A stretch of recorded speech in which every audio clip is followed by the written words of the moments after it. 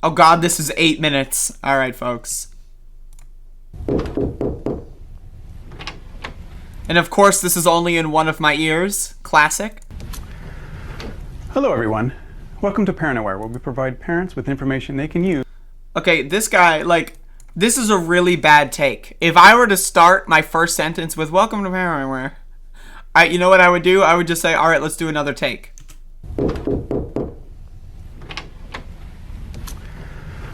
Hello everyone. Welcome to Parent-Aware, where we provide parents... Welcome to Parent-Aware. I mean, like, again, like, this is really bad. I'm gonna watch it again.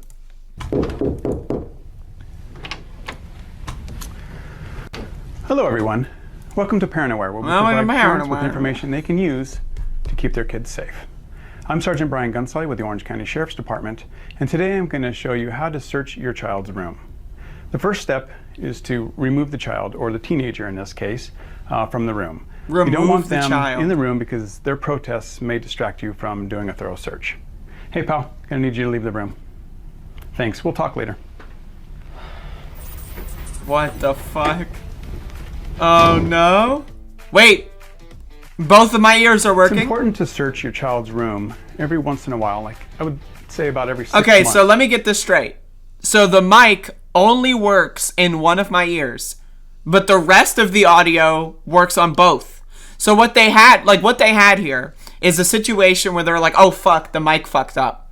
So instead of like, I don't know, like copying and duplicating the audio and putting it in the other channel in the editing process, they're like, fuck that. But they're gonna add other music to the video. I thought it was just the video that was on my left ear only, right? But no, like it's just that microphone audio that they could have very easily in the editing process just duplicated the sound into both channels. Nope. Unless you suspect that they're using drugs or alcohol, then you're going to want to do it more often. The way I would search this room is to split it into sections.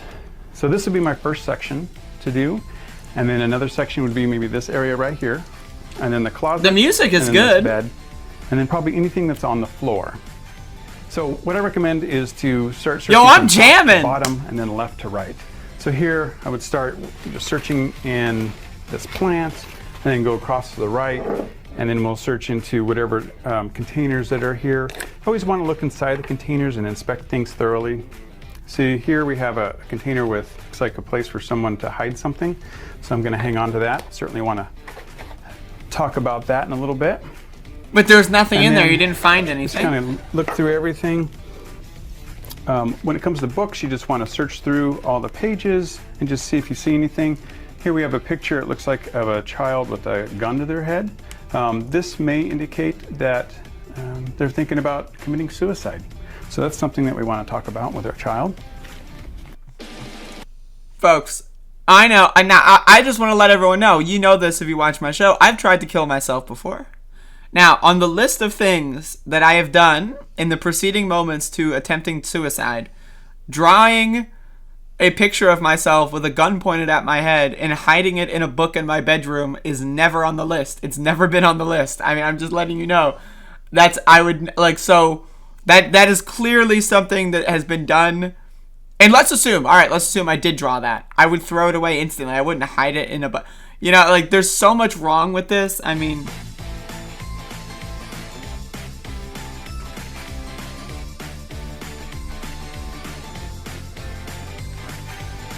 So here we have something. This looks like a scale of some sort. So that could be used by someone who's maybe purchasing drugs or selling drugs. Oh my god, Crash Team Racing! Oh shit! Where do I get this? Yo, this guy's got Crash Team Racing! Yo, look, I got Crash Team Racing up there. You can't see it because the microphone's in the way. Fuck. How do I... someone find this for me. Crash Team Racing scale. I want to buy this prop. This is great.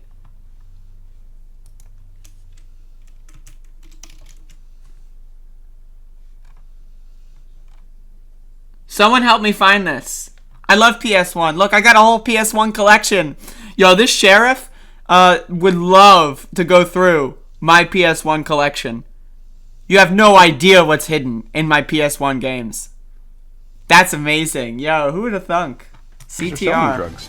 So that's something that's disguised. We'll hang on to that. CTR?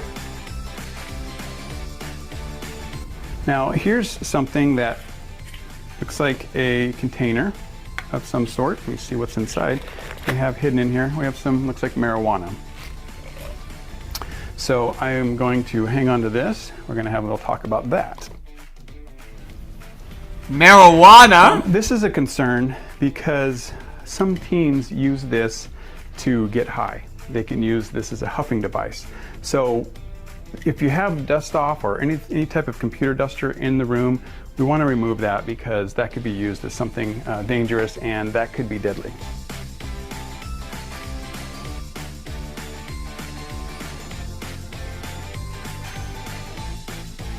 And also, it's very important to be respectful of the child's property when you're doing this, because it's just. This is how the best way to be respectful of your child's property is by unfolding all of their socks and gloves and then putting everything back in the wrong way without refolding them. That is how you be very respectful. I am looking respectfully, I say, as I'm tearing everything apart that was in order and then unfolding all of your socks and then just throwing them back in there willy-nilly. Appropriate thing to do. Here we have a vaping device. We're gonna hang on to that. Here we have some more clothing. Looks like everything's okay there. Oh, we have a pipe hidden inside some socks. We'll go through here, nothing in that drawer. And then if you notice anything that's unusual in the room, like this is toilet paper, that's kind of unusual. Nothing, I'm telling you right now, if you have a teenage boy in a bedroom, toilet paper is not unusual. I'm just letting you know. Like, that's something that I would even go as far as to say is very usual. It would be unusual to not find toilet paper in a teenage boy's room. I'm just saying. I'm just throwing that out there. See anything with that? Ajax. I don't know why this would be in his room, so I would inspect that a little better. In fact, here we have another container that we will talk to him about. And certainly you want to collect all these items. They shouldn't have them in their room. Yo, I want that CTR.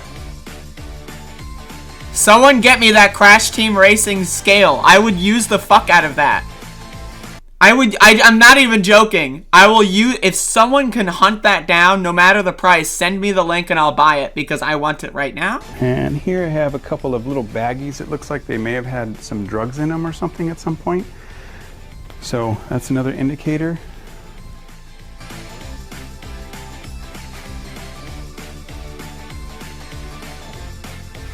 Hold up, folks. What are we at? 4:30? Okay, hold up.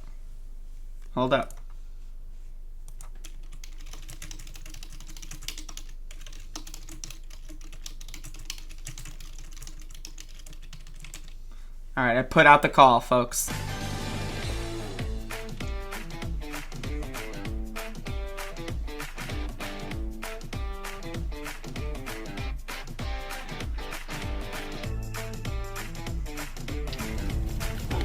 So this looks like it might be something. I'm familiar with this as a container. So this is something that people can buy online, these hidden compartments. So as you can see, it has liquid above and below, but the container, it's a false container. So the reason why this is a bad hiding spot is because it's the old label. Like, it looks cool. Like, the old label was way better than the new one, absolutely. But the reason why this was a bad hiding spot is because it's the old label. The middle, that people can hide things in there. I'll hang on to that. Journals are good to go through. As a parent, So the best way to respect your child's privacy is to read all of their private thoughts in a journal. That's the best way to do these things. Is you got to read every single private thought that they've ever had and then call them out on it, and that way they'll never trust you again, and then for the rest of their life they're going to have PTSD and trust issues. That's the best way to respect your child's privacy. You have every right to search your child's room. There is no legal problem with that. So be sure to take advantage of that and search your child's room while they're under the age of 18. Here, we just want to take a look through the journal and just see if there's anything suspicious. And here's a page where it looks like they're drawing pictures of marijuana references on here. And then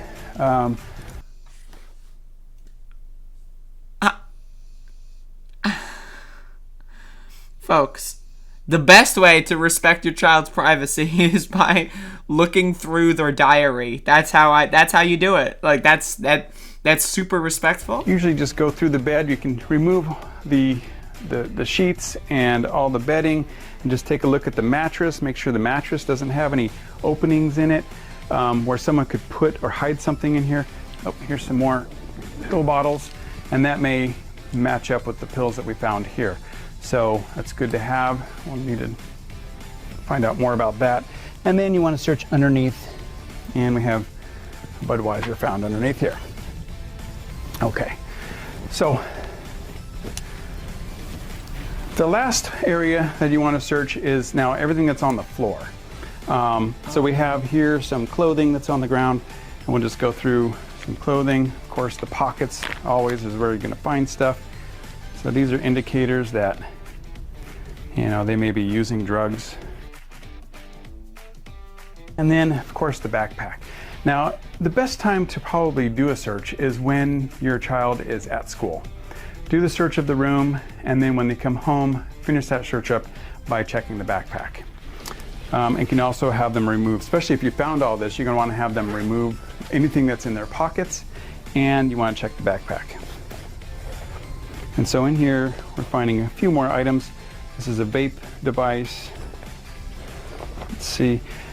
And this is a highlighter, which appears to be a highlighter, but this is something that can be purchased online. And what it is a pipe, and it just hides within the highlighter.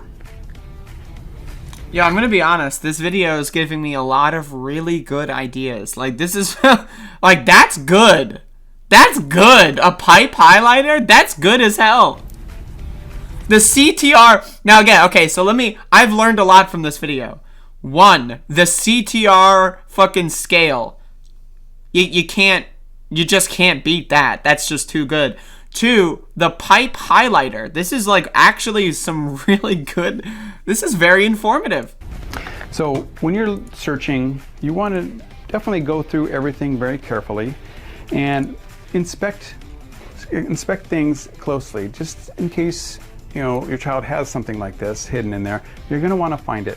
It's very important to conduct a safety search like this because you want to know whether or not they're using drugs. Best way to prevent adult addiction is to intervene early when they're young. So this is the time to prevent a lifelong struggle with addiction. Thanks for watching Parent Aware. I can't believe I made it through the whole thing, but honestly, like, I wasn't intending on watching all 8 minutes, but like, that was really funny, so I just had to. And the CTR scale, like, I'm glad I did. But like, what the hell is this shit? Can we have like a serious conversation? First of all, the idea that this guy is gonna be like, yep, you gotta look at their journal. Oh, look, they've got a crush on someone. Oh, they're upset that we hit them 4 years ago, but wait a second. They talked about weed. They drew a picture of weed at one point. Like I just, like, this shit is so ridiculous. It's so stupid. It's so cringy. Any parent who watches this and goes like, oh, go fuck yourself. You're a horrible parent. And the cop who did this, Jesus Christ, right? And then also the editing team, like why didn't you duplicate the microphone audio channel so it would be on both? It would be mono, right? Which is still like it's worse quality than stereo, but mono is better than just having one goddamn, right? Like, Jesus Christ. Yeah, and also, like, on the comment on addiction, the best way to stop addiction is to get it early. I'm going to tell you right now, I have addiction problems. I didn't use any drugs until I was, like, 21 and 22. So I'm just, like, throwing that out there, right? It's just a retweet. And, I didn't say anything here. But, so, like, sure, maybe, right? That's a good way to stop addiction early. Maybe. I don't know. But, like, that's not, like, a surefire way to make sure someone's addicted to stuff. And also, what's the problem? Is someone smoking weed? If they're popping like Xannies as a 17-year-old and they're not doing any research, that's actually problematic. That, you should have a conversation with them about what the side effects of Xannies are, what a lethal dose is, right? That's the problem with drugs and parenting, is that parents are afraid to talk about drugs with their kids, right? So kids often will experiment with drugs on their own without having done any research, and then sometimes they'll end up dying because of it. That's the problem. If we have an open conversation about drugs as a society, especially as like a parent and child relationship, then there's going to be way less of a problem. If you tell them, yeah, if you consume too many of this, you will die. Like, the safe dose, the safe limit is like maybe 3. Maybe you could do 5, like, without dying, but that's pushing it. Think about what else you've done that day. That kind of stuff. That's how you have a good conversation about drugs. You don't just say, oh, you're doing drugs, you're grounded, kiddo. That's not how you do it. It's just not, it doesn't, I don't know. Like, it's not, it doesn't, it's no. I disagree. But anyway, that was really funny.